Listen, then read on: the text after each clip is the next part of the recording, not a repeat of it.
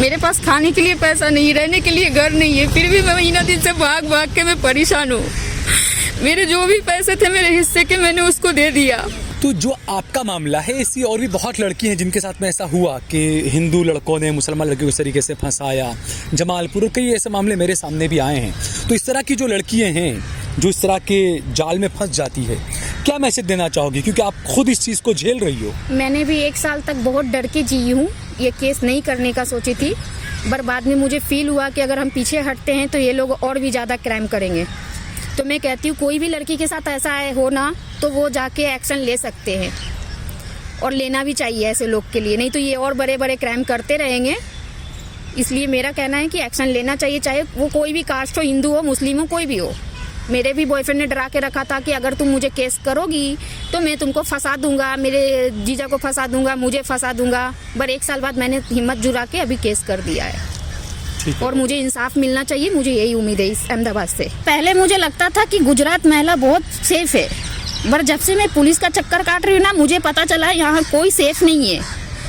पहले हम अपने गांव में बहुत ज़्यादा ये नाम सुने थे कि गुजरात में महिला की बहुत सेफ्टी है, सेफ रहती है लड़कियाँ, लेकिन जब से मैं पुलिस चक्कर लगा रही हूँ ना, मुझे ऐसा ही लगता है यहाँ कोई सेफ ही नहीं है। मुझे नहीं पता हिंदू मुस्लिम, पर मेरे साथ सेफ फील नहीं है। लोग मुझे दौड़ाते हैं, पुलिस वाले दौड़ाते हैं, मुझसे उलझ के बात करते हैं, जैसे लगता है आरोपी तो मैं ही हूँ। आप देख रहे हैं देश लाइव, देश की आवाज। आदाब, नमस्कार, अस्सलाम वालेकुम, सत श्री अकाल। देश लाइव में आपका स्वागत है। मैं सहल कुरैशी। हमने पिछले 2014 के बाद लगातार ये चीज़ें सुनी, लव जिहाद, लेकिन जो आरोप लगे मुसलमान लड़कों पर कि मुसलमान लड़के नाम बदलकर हिंदू लड़की को फंसाते हैं या पटाते हैं, मोदी जी का नारा भी याद आ जाता है, बेटी पटाओ वाला। तो कई बार ऐसे मामले सामने आए जिससे पुलिस ने भी पल्ला झाड़ा, प्रशासन ने भी अक्सर पल्ला झाड़ा। दिखाना कुछ और होता है, हकीकत कुछ और होती है। ऐसा ही एक मामला मेरे साथ में है। लड़की मुसलमान है, तकरीबन 27 साल 26 साल उम्र है आपकी। 26 26 साल उम्र है, बिहार की रहने वाली हैं, और अहमदाबाद में किसी लड़के के कांटेक्ट में आई, उसके बाद बिहार से यहाँ पर आई और मसाज पार्लर में जॉब दिलवाई गई। माता पिता लड़की बता रही है कि नहीं है इनके, और उसके बाद में उस लड़के ने इन्हें, जो कुछ लोग कहते हैं लव जिहाद, कुछ लोग उसके लिए कहते हैं भगवा ट्रैप, ये वर्ड भी यूज़ किया जाता है। जब लव जिहाद के नाम से आपको आपत्ति नहीं है तो मेरे ख्याल से भगवा ट्रैप से भी आपत्ति नहीं होनी चाहिए। तो बहरहाल ये लड़की जो है, इसका कहना है कि ये भगवा ट्रैप का शिकार हुई। कोई JS या जयेश नाम का लड़का है, साउथ का रहने वाला है, हिंदू लड़का। इस लड़की को उसने फंसाया, पटाया, जो भी, और इसके साथ साथ ये लड़की प्यार में इतनी ज़्यादा अंधी बन गई कि इसने अपने घर का मकान भी बेच दिया। जब लड़के ने कहा कि मुझे पैसों की ज़रूरत है, मुझे अपना कुछ बिजनेस को एक्सपांड करना है, बढ़ाना है, इस लड़की ने गांव में अपने मौजूद घर को बेच दिया, अपनी भाइयों से, बहनों से मशवरा करके, और अपने हिस्से का 5 लाख रुपया लाकर उस लड़के को दे दिया। जब शादी की बार बार इस लड़की ने जिद की कि शादी क्यों नहीं कर रहे हैं आप, तो लड़के ने शादी करने से साफ इनकार कर दिया और कहा कि अब तुम पहले जैसी नहीं लगती हो, इसलिए मैं अब तुमसे शादी करना नहीं चाहता हूँ। पुलिस स्टेशन पहुंची, माफ़ कीजिएगा, वासणा पुलिस स्टेशन पहुंची। पुलिस वालों ने बड़े ही गंभीर मामले को कितना सीरियसली आप समझिए कि एक लड़की पहुंचती है, वो कहती है मेरे साथ में ऐसा ऐसा हुआ है। इंस्पेक्टर साहब कहते हैं हमारे जो राइटर हैं वो 2 दिन की छुट्टी पर हैं, इसलिए आप 2 दिन के बाद आइए। ये लड़की के आरोप है, ये मैं अपनी तरफ से नहीं बोल रहा हूँ। क्या क्या हुआ, कैसे हुआ, हम बात करेंगे इस लड़की से, ये खुद बताएंगी लड़के की उम्र कितनी है, क्या क्या हुआ। अच्छा ये बताइए कि लड़के का नाम क्या, उसकी उम्र कितनी है? उसकी अभी 30 हो रही है। आनंदू नाम है, आनंदू जेस जी। अच्छा, आपको पता था वो लड़का हिंदू है? जी हाँ, पता था कि वो हिंदू है, पर वो बहुत बार मुझे आदिल वगैरह भी नाम बताया है। क्या नाम बताया? आदिल। हाँ, वो कहीं भाड़े पे भी रहा आदिल नाम से, जोहापुरा साइड में। बाद में मुझे पता चला वो हिंदू है। तो ये भी यहाँ पर जांच का विषय है कि जब ये आदिल नाम से जोहापुरा में रहा तो क्या किसी मुसलमान लड़की को फंसाकर आदिल बनकर रहा, ये भी जांच की जानी चाहिए इस मामले के अंदर। जी हाँ, फिर उसने, मैं यहाँ पे जॉब करने आई थी। आप कब आई थी यहाँ पर जॉब? 2020 लॉकडाउन फिनिश होने के बाद। फेसबुक के जरिए आपको मिला था? नहीं, मैं 2017 में फर्स्ट टाइम आई थी उनके पास जॉब करने, तब उनका नमी होटल में इस पा था। तो मैं 2 दिन के बाद चली गई, मुझे कुछ समझ में नहीं आया था। फिर हमारा ऐसा ही कांटेक्ट वगैरह फेसबुक से रेगुलर हुआ। फिर 2020 में लॉकडाउन के बाद उनको बहुत फाइनेंशियल प्रॉब्लम था, कस्टमर नहीं था बोल के उन्होंने मुझे बोला लड़की का रिस्पांस अच्छी होती है, आप थोड़ा आके मेरे शॉप में कॉलिंग कर दो, मैं 15,000 आपको सैलरी सिर्फ कॉलिंग के लिए आपको बुलाया, कॉलिंग करने के लिए? कॉलिंग करने के लिए मैं आने टाइम उसने 15,000 एक्सेप्ट किया था, मुझे 3-4 महीने तक पैसे दिए भी उन्होंने, और फिर रिलेशन में आने के बाद उन्होंने डायरेक्ट पैसा देना बंद कर दिया। तो आप साथ में लिव इन में रहते थे, आपके साथ में लिव इन में रहता था वो? कहाँ पर रहते थे आप? ये पालड़ी में, गाँव में। फिर क्या हुआ? वहाँ से हम रिलेशन में आने के बाद फिर हम शादी वादी का मैटर डिस्कस करने टाइम कितने साल रिलेशन आपका चला? 2 साल 1.5 साल। 2 साल। हाँ। और शादी का आपसे वो कब से बोल रहा था, या आप फिजिकल आप जो बताया आपने? फिजिकल होने टाइम ही उन्होंने मुझे बोला था कि मैं कल मैरिज कर दूंगा। अभी फिजिकल करने टाइम में उनको नहीं बोलने टाइम उन्होंने बोला कल का कल मैं मैरिज कर दूंगा, कोई इशू नहीं। उनके ऊपर उस टाइम कोई केस चल रहा था, वो मुझे पता नहीं था। क्या केस चल रहा था, कुछ पता है आपको? अभी मुझे पता चला उनके ऊपर ऑलरेडी एक 376 केस हो चुका है। ऑलरेडी हो चुका है, यानी जो मैंने कहा कि वो आदिल नाम से रह रहा था, नाम था उसका जे शमेंदु JS, लेकिन वो आदिल नाम से रह रहा था कहीं पर। तो जो आरोप लगते हैं कि मुसलमान लड़के ऐसा करते हैं, मुसलमानों के साथ ऐसा हो रहा है, असल में हकीकत कुछ उल्टी है। आप खुद देखिए इस चीज़ को दोस्तों। हाँ, फिर बीच में मैंने उसको शादी वादी का फोर्स किया तो वो रोज एक स्टोरी बनाते थे, कल करेंगे, परसों करेंगे, ये करेंगे, वो करेंगे, पर नहीं किए उन्होंने। पैसा उनको जब भी प्रॉब्लम आया तो वो दारू पी के हमारे पास रोना धोना, ड्रग्स लेके रोना करके। अच्छा, दारू शराब ड्रग्स सब करता था? सब करते, गांजा ड्रग्स चरस सब चीज लेते हैं वो। तो उसके बाद भी आप उसके साथ थी? नहीं, मैंने बहुत बार उनको मना किया है, तो वो घर छोड़ के बाहर से लेके आते हैं। अच्छा। मैंने बहुत बार कोशिश किया कि वो नहीं ले ये सब चीज़, तो बाहर से वो लेके आते हैं, फिर दारू पीते हैं, दारू पी के मुझे मारते थे, पीटते थे। पैसा नहीं देने टाइम उनको खाना देने टाइम वो खाना भी उठा के फेंक देते थे। मैंने फिर घर बेच के उनको 5 लाख रुपया दिया बहुत फोर्स करने के बाद। अभी उनका कहना है कि पूरे 20 लाख रुपया मुझे दे दो तो मैं आपसे मैरिज कर लूँगा। अच्छा, यानी जो आपने गाँव में घर बेचा है तो वो कह रहे हैं कि वो पूरा 20 लाख रुपया मुझे दो तब मैं मैरिज करूँगा आपसे? जी। ये कब कहा? ये अभी मेरा 1 महीना 2 महीना 3 महीना पहले का मैटर है। 3 महीने? हाँ, 3 महीना पहले का मैटर है। लास्ट हमारा झगड़ा होके अलग होने का रीजन यही है कि उन्होंने पहले बोला कि मुझे और भी आगे बिजनेस करना, वो शेयर मार्केट कुछ आता है ना मोबाइल में, उनमें उनको 10 लाख रुपए इन्वेस्ट तुम कितना पढ़ी हो? मैं 2 क्लास तक बस पढ़ी नहीं हूँ, बस घर में थोड़ा बहुत पढ़ना लिखना जानी हूँ, स्कूल नहीं गई हूँ। हाँ। तो फिर उसने आपसे पैसा और मांगा कि 20 लाख रुपया मुझे दे दो, मैं बिजनेस करना चाहता हूँ। पूरा 15 लाख और दे दो मुझे, 5 दे दिया है और दे दो 15 लाख, तो मैं बिजनेस आगे करके हमारा फैमिली लाइफ अच्छी जाएगी। सिस्टर वगैरह के बारे में सोच के कोई मतलब नहीं है, दे दो, दीदी को बोलो मैं बाद में दूसरा घर खरीद के दे दूंगा। और जब मैं जॉब करने आई थी ना, तब मैं उसको बिजनेस पार्टनर के लिए भी 4 लाख रुपए दी थी। अच्छा, पहले 4 लाख अलग दिया था, बाद में 5 लाख रुपया और आपने दिया? अभी तो मैं एक 9 लाख रुपया दे चुकी हो? 9 लाख रुपया। अभी उसका कहना है एक ही चीज कि मैं पैसे भी नहीं दूंगा, शादी भी नहीं करूंगा, तुमको जो करना है कर लो। और उसको 2017 में उन्होंने मुझे प्रपोज किया था, तो मैं उनका प्रपोजल एक्सेप्ट करी नहीं, चली गई। तो लास्ट टाइम ये भी बोले कि तुमने लास्ट टाइम मुझे धोखा दिया है, इसलिए मैंने इस बार बदला ले लिया। अच्छा, तो लास्ट टाइम क्या धोखा दिया था यानी आपने उसको? क्या है, मैं बाहर गाँव में आई थी लाइफ में फर्स्ट टाइम, और उसने अचानक मुझे प्रपोज किया। मैं वो दिमाग से ये नहीं थी कि हाँ मुझे प्रपोजल ये वो बाहर के दुनिया में, तो मैंने उनको स्टेशन छोड़ने के डर से बोला ठीक है मैं गांव जाके आ जाऊंगी। वो मुझे स्टेशन भी छोड़ने गए थे। वो गांव जाने के बाद मुझे 1000 कॉल किए, तुम आओ तुम आओ तुम आओ, तो मैंने अपना सिम ही चेंज कर डाला। वो बाद में 2020 में। तो इस दौरान आपको उसने कहा कि मैं मुसलमान बन जाऊंगा या मुसलमान हूँ? बहुत बार बोले हैं कि अगर आपको मैं आपसे बहुत प्यार करता हूँ, आप जो भी बोलोगे वो मैं एक्सेप्ट कर दूंगा। क्योंकि हमारे गांव में केरला में मुस्लिम लोग की ज़्यादा वैल्यू है, और हमारे गांव में कास्ट का कोई प्रॉब्लम नहीं है। मैं मुस्लिम भी बन जाऊंगा, तुम जो बोल दो सब कर दूंगा। अच्छा, ये कब कहा था उसने? ये 2022 में कहा था उसने। अच्छा, उसके बाद शादी के लिए हमने वकील वगैरह से बात किया, लेकिन वो कभी भी मेरे को फ़ोन ही नहीं अलाउड किया। 3 साल तक फोन अलाउ नहीं किया, यानी आपको फोन यूज करने नहीं देता था? उनको डाउट है कि मैं गलत करूंगी या फिर मैं कोई लड़का से एक्स्ट्रा मैरिड अफेयर रखूंगी या दूसरा बॉयफ्रेंड रखूंगी। बहुत लड़कियों को वो देखते हैं स्पा में, तो वो मेरे बारे में भी ऐसा ही सोचते थे। मैं भी उनकी खुशी के लिए फोन नहीं रखती थी, सिर्फ कॉलिंग फोन था मेरे पास छोटा वाला, उससे मैं गेस्ट को कॉलिंग करती थी, उसके आगे कोई नहीं।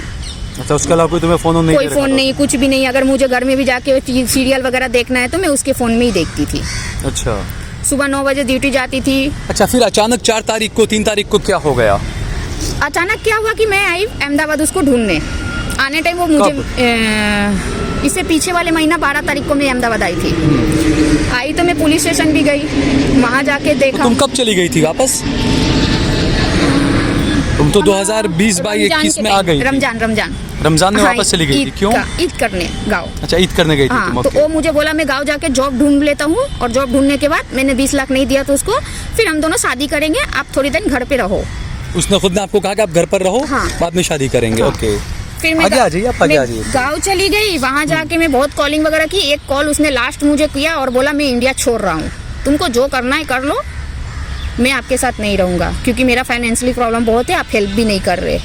अच्छा, आप हेल्प नहीं कर रही हो इसलिए छोड़ रहे हाँ, हो। अच्छा, तो हस्बैंड को कोई हेल्प करता है ना, फिर भी मैंने बोला पहले तुम शादी कर लो, फिर मैं हेल्प करती हूँ। ऑलरेडी बिना शादी का इतना हेल्प किया है। बोला ऐसा नहीं, शादी के बाद क्या है, मैं तुम्हारा हस्बैंड हूँ, कर दो बोल के नहीं दिया मैंने। फिर मैं अहमदाबाद आई ईद और बकरीद खत्म करके। अहमदाबाद आने के बाद उसको ढूंढी, फिर बात की, तो उसने 4 तारीख को रूम लिया जहाँ भी हम रह रहे हैं। रूम लेने के बाद मैंने गांव से ही पैसा वैसा मंगवा के भाड़े उड़े दे दिए सब चीज। अच्छा, अभी और तुमने पैसा मंगवाया, कितना हाँ। मंगवाया? 15,000 किससे मंगवाया? मेरी दीदी से, सिस्टर से। हम्म। वो 15,000 दे के मैंने मकान मालिक को भाड़ा वगैरह दे के घर लिया। 4 तारीख को उसने रात में ड्रग्स लेके आया रूम में, ड्रग्स लेके आके ड्रग्स लिया। ड्रग्स अभी जब ये जो मकान तुमने लिया, कितने टाइम से यहाँ पर रह रही थी उसके साथ तुम लिव इन में? अभी यहाँ तो एक ही दिन रात में वो रुका, 4 तारीख का नाइट। अच्छा, ओके। 4 तारीख को नाइट में मुझे पूरा रफली मुझे यूज भी किया, बाइट वगैरह किया, सब चीज किया। सुबह उठ के मैंने उससे आधार कार्ड मांगा, दे दो मैं मैरिज के लिए वकील से जाके बात करती। तो उसने क्या बोला, किसी दोस्त को उसने फोन लगाया और कहा अलिया वीडियो और फोटो भेज दो। अच्छा, ऐसा किसके? पता नहीं किसी को फोन लगाया उसने, उससे सामने से यही बोला आधार कार्ड मांगने टाइम कि यानी तुम्हारी कोई वीडियो वगैरह कुछ उसके पास है क्या, फोटो ये वीडियो? कंफर्म नहीं है, लेकिन उस दिन मुझे ऐसा फील हुआ है उसके पास वीडियो। अच्छा, उसके बाद? तो उसने वीडियो और फोटो मंगाया, तो मैं बोला कौन सा फोटो है, कौन सा वीडियो है। मुझे गुजराती में बात करता है वो लड़का? नहीं, हिंदी में, केरला लैंग्वेज। आप बोलो अलिया, ओके ठीक है। अलिया तो केरला लैंग्वेज है, अच्छा, फ्रेंड को बोलते हैं। ओके। उसने बोला कि थोड़ा वीडियो और फोटो भेज दो। मैंने बोला कौन सा फोटो वीडियो है मुझे भी बताओ, क्योंकि मैं तो आपके पास ट्रस्ट करके रहती हूँ। अगर आप ऐसा मुझे गलत यूज कर रहे हैं ना तो मुझे सुसाइड करना पड़ेगा। तो उसने डायरेक्ट क्या बोला कि जब टाइम आएगा ना तब मैं आपको दिखा दूंगा, टेंशन मत लो। उसके बाद फिर चला गया? उसके बाद मैंने बोला आधार कार्ड दे दो, शादी करते। बोला नहीं करूंगा, मैं 15 दिन जेल में जाके बैठूंगा, लेकिन नहीं करूंगा। तो मैंने पुलिस स्टेशन में 100 नंबर पे कॉल की, क्योंकि वो ड्रग्स लेके बैठा था वहाँ पे। 100 नंबर पे कॉल करने तक मुझे वहाँ पालरी का एड्रेस नहीं पता था। उन्होंने बोला कि आप पुलिस स्टेशन जाके FIR कर दो। फिर आपका जो नया मकान है वहाँ का एड्रेस नहीं पता था आपको नहीं। कौन सा है? ओके। रात में ही गई थी मैं, पालरी 4 रास्ता बता रही थी कंट्रोल रूम में, पर वो उनको समझ में नहीं आ रहा था, पूरा परफेक्ट एड्रेस चाहिए था। और मेरा बॉयफ्रेंड बता नहीं रहा था परफेक्ट एड्रेस। तो फिर उन्होंने 100 नंबर पे बोला आप कोई भी बासना या एजलपुर पुलिस स्टेशन कहीं भी जाके आप कर दो पालरी। मैं फिर नहीं गई। फिर मैंने वकील को फोन किया। क्यों नहीं गई आप? क्योंकि मुझे यहाँ का कुछ समझ में नहीं आता। मैं जब भी पुलिस स्टेशन जाती हूँ तो पुलिस स्टेशन वाले मेरे ऊपर चिल्लाते हैं। क्या बोलते हैं? क्या है, तुम ऐसी है, तुम वैसी है, ये है वो है, पूरा टाइम बर्बाद करती हो, टाइम ऐसा है तो उस लड़के को छोड़ दो। डायरेक्ट वो यही जवाब देते हैं मुझे। पहले भी तुम कभी गई थी पुलिस स्टेशन उस लड़के को एक बार लेकर? मुझे उन्होंने कब? बहुत मारा था 2022 में। तब भी गई थी? हाँ, शॉप में बहुत मारा था। तो क्यों मारा था? ऐसे ही कॉलिंग, अब हम एक गलत जगह पे बैठ रहे हैं तो वहाँ तो 10 लोग हमको गलत नियत से ही देखेंगे ना। तो कोई कस्टमर मुझे बोल दिया कि आप बहुत सुंदर हो, उसके लिए उसने मारा कि तेरा चक्कर चल रहा है, ये वो बोल के तो बहुत मारा, मेरा पूरा बॉडी उडी लाल कर दिया। मैं 100 नंबर पे कॉल की पालरी थाना में, पालरी वाले लोग नहीं आए। बाद में फिर मैं उनको बोली मैं कमिश्नर ऑफिस जा रही हूँ, तो वो आए थे, आके ले गए। तो उन्होंने क्या एडवाइस दिया कि इसको छोड़ दो, तू इतना मारता है तो छोड़ दो ना। हम बोला छोड़ देना ही, एक बार मेरे साथ जो हुआ उसका तो तुम लोग कंप्लेन ले लो। तो फिर उस दिन उन्होंने समझा के भेजा था कि ये इसको पालरी पुलिस स्टेशन में हुआ ये? जी 2022 में। उसके बाद उन्होंने समझा के भेज दिया उनको, उसके बाद उन्होंने नहीं मारा। फिर अभी 4 तारीख को वापस आप गई पुलिस स्टेशन में, फिर क्या हुआ? 4 तारीख को पुलिस स्टेशन जाने टाइम मैंने बोला कि वो लड़का शादी के लिए इनकार कर रहा है। तो उन्होंने बोला कि नहीं कर रहा है तो मैं क्या करूँ। और ऐसा बोला पुलिस ने? हाँ। ओके। मैंने बोला सर मेरे साथ जो गलत हुआ है वो तो आप देखो, मेरा FIR तो लो। उन्होंने डायरेक्ट बोला FIR नहीं लेंगे। कौन था पुलिस वाला, पता है नाम वगैरह या कुछ? नहीं, नाम नहीं पता है। अच्छा, हाँ, क्या कहा राइटर है उसने वो। फिर और? उन्होंने बोला नहीं लेंगे, भगा रहे थे। तो मेरा वकील आके भी उनसे लड़ पड़े, वकील को भी बोला नहीं लेंगे, जाओ जाओ जाओ यहाँ से। PSI आए तो PSI का हमने 2 घंटा बासना पुलिस स्टेशन में वेट किया। 2 घंटा बाद PSI आने के बाद क्या बोले, मेरा राइटर छुट्टी में है, 2 दिन बाद आ जाओ। मेरे वकील ने बोला क्या टाइप करना है बोल दो, मैं कर दूंगा। उन्होंने बोला नहीं। फिर मेरा वकील कमिश्नर ऑफिस गया मुझे लेके, वहां से फिर हमको पालरी भेजा गया, फिर पालरी से हमको वासना ट्रांसफर किया गया। तब 6 तारीख को मेरी FIR ली है उन्होंने। अच्छा, 6 तारीख को आपकी FIR हाँ, ली? यानी वकील के बहुत ज्यादा फोर्स करने को उसके बाद आपकी हाँ, वकील ने मेरे बहुत मेहनत की इस मैटर में, वो बहुत फोर्स किए। सुबह 12 बजे से लेके रात के 4 बजे तक, 5 तारीख से लेके सुबह 4 बजे तक, 6 तारीख तक हम पुलिस स्टेशन में थे। अच्छा, फिर उसके बाद में क्या, उस पर क्या क्या आपने लिखवाया एफआईआर के अंदर, क्या क्या चीजें हुई? जो अभी हमने आपको बोला यही सब मैंने लिखवाया। मैंने घर आपका मेडिकल वगैरह भी? मेडिकल 6 तारीख को मेरी हो गई है, लेकिन एफआईआर कॉपी मुझे पुलिस वाले नहीं दे रहे। नहीं दे रहे हैं? नहीं। क्या बोल रहे हैं? मैंने कोर्ट में भी अभी लास्ट टाइम डिमांड किया था, तो वो जो मैंने स्टेटमेंट दिया है ना, वो स्टेटमेंट ही मुझे दे रहे हैं, एफआईआर कॉपी नहीं दे रहे वो मुझे। क्या बोल रहे हैं पुलिस वाले एफआईआर के लिए? मैंने 15 दिन से एफआईआर कॉपी मांग रही हूँ, बस दे दूंगा बोल के रख रहे थे। अभी लास्ट टाइम मुझे जजमेंट के लिए कोर्ट लेके गया था, तो वहाँ मैंने बोला जज को कि मैम मुझे एफआईआर कॉपी नहीं मिली, तो मुझे तो गुजराती पढ़ने आती नहीं है। तो मैंने वकील को भेजा, वकील बोला ये सिर्फ फर्जी कॉपी, एफआईआर कॉपी नहीं है। उसके बाद मैंने जज से बताई कि एफआईआर कॉपी नहीं, तो जज ने क्या कहा? जज ने उनको देने के लिए बोला, तो उसने मेरा स्टेटमेंट कॉपी दिया है। स्टेटमेंट कॉपी दिया है आपका, सिर्फ एफआईआर की कॉपी नहीं दी आपको? उसके बाद मैंने मांगा भी नहीं, क्योंकि उन लोग से जब भी मैं बात करती हूँ तो ऐसा लगता है कि वो लोग मेरे ऊपर चिल्ला रहे हैं, पुलिस वाले आप तो चिल्लाते हैं। अच्छा, उसके बाद आपके वो जो लड़का है उससे कोई बातचीत हुई या अभी तक उसे गिरफ्तारी या लड़का डायरेक्ट बोलता है कि तुम्हारे ये सब करने से कुछ नहीं होगा, तुम गाँव चली जाओ, क्योंकि पूरा पुलिस वाला मेरे फ्रेंड है। और जब वो स्पा चलाता था तो मैंने देखा भी है कितने सारे पुलिस वाले आते हैं। अच्छा, आपको पता है सारे पुलिस वाले आते हैं वहाँ जी? तो आपको क्या लगता है, इंसाफ मिलेगा आपको वहाँ पर? मुझे नहीं लगता है सर। तो क्या करेंगी आप, क्या मांगे आपकी? महीना दिन से मैं भाग रही हूँ, मेरे पास खाने के लिए पैसा नहीं, रहने के लिए घर नहीं है, फिर भी मैं महीना दिन से भाग के मैं परेशान हूँ। मेरे जो भी पैसे थे मेरे हिस्से के, मैंने उसको दे दिया। अभी वो एक ही चीज, उनका पासपोर्ट भी लॉक नहीं करवाया पुलिस वाला। मेरे से पासपोर्ट मांग रहे कि पासपोर्ट दोगे तो लॉक करवाएंगे। मेरे पास पासपोर्ट होगा तो मैं क्यों देती? बोले पासपोर्ट बताओ तब लॉक करवाएंगे हम। महीना दिन से घर में रहो, उल्टा मुझे बोलते हैं। मकान मालिक को मेरे परेशान करते हैं कि ये लड़की भाग जाएगी तो तुमको फंसा देंगे, ऐसा बोल के मेरे मकान मालिक को भी वो टॉर्चर कर रहे हैं पुलिस वाले। हाँ, जहाँ मैं रह रही हूँ। क्या मैं एफआईआर की हूँ, मैं फरियादी हूँ, भागूंगी क्यों? हर बार वो ऐसा बोलते भागना नहीं। एक दिन मैं फ्रेंड जा रही थी लाल दरवाजा, बोले कहाँ तुम हो? हम बोला लाल दरवाजा। अब भी उतर जाओ, जहाँ भी हो मैं लेने आ रहा हूँ बोल के। उसके बाद वो आए भी नहीं लेने, बोलते जो काम करना जाओ कर लो। महीना दिन से सिर्फ 4 बार मुझे पुलिस स्टेशन बुलाए हैं और महीना दिन से मुझे घर में बैठा के रखे हैं।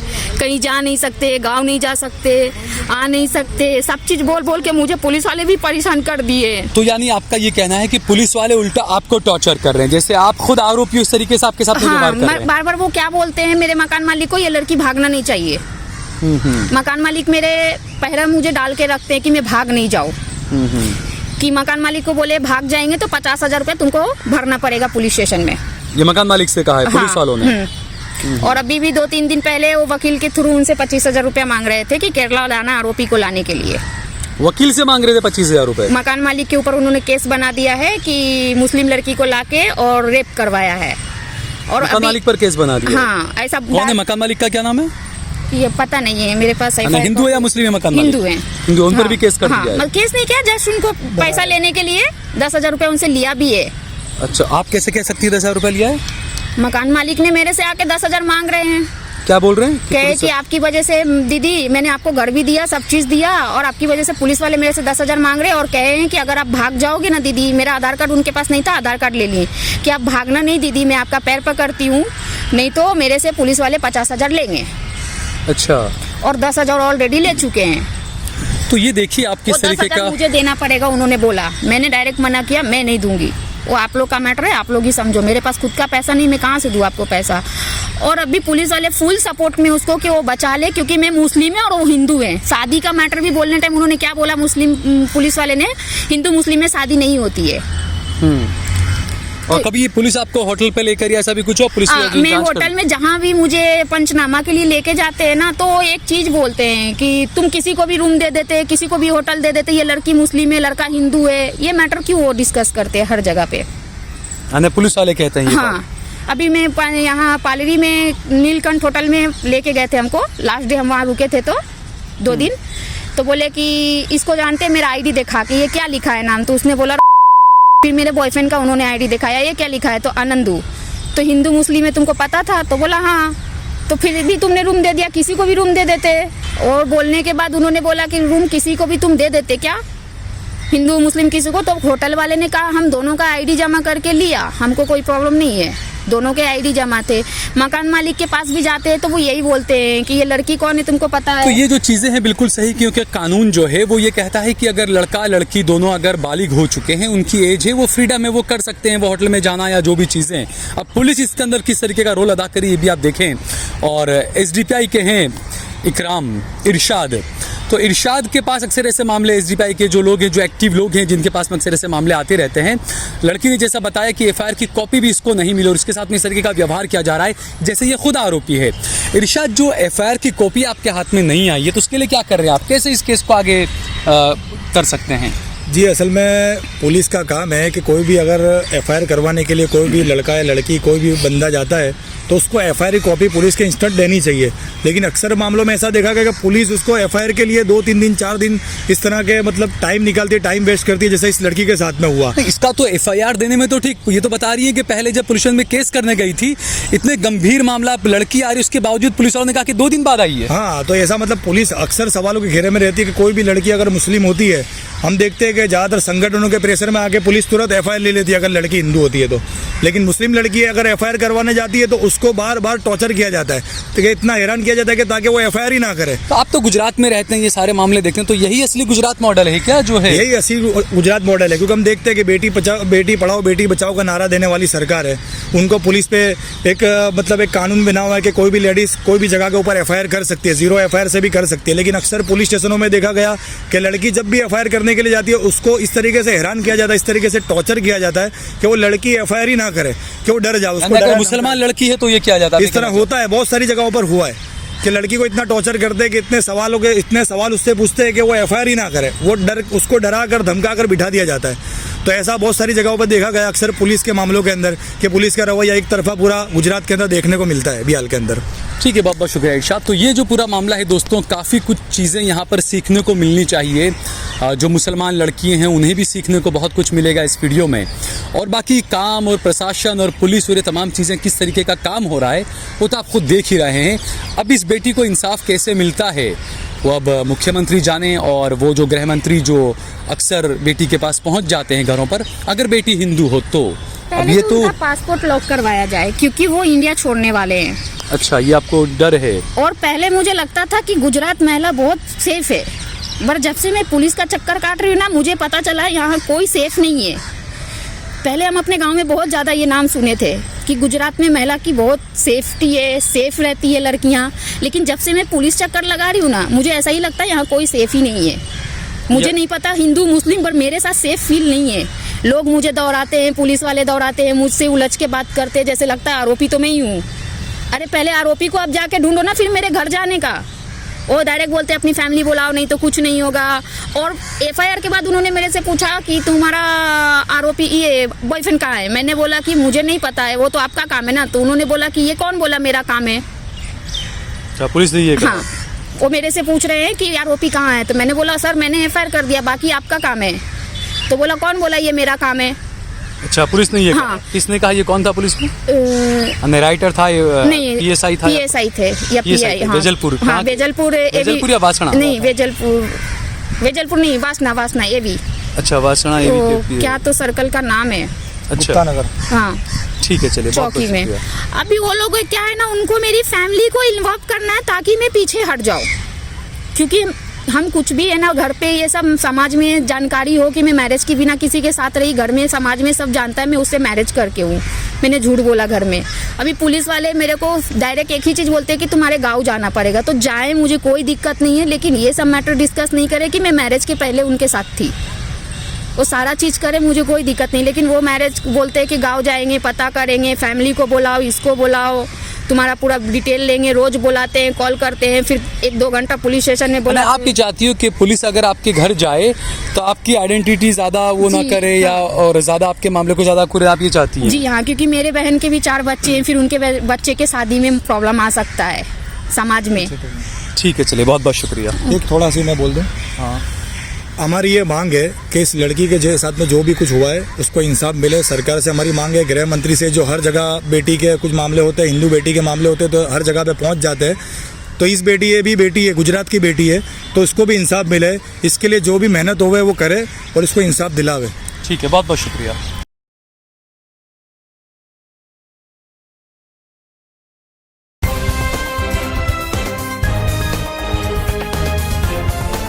देश और दुनिया की तमाम छोटी और बड़ी खबरों के लिए हमारे चैनल को सब्सक्राइब करना न भूलें और बेल का बटन जरूर दबाएं।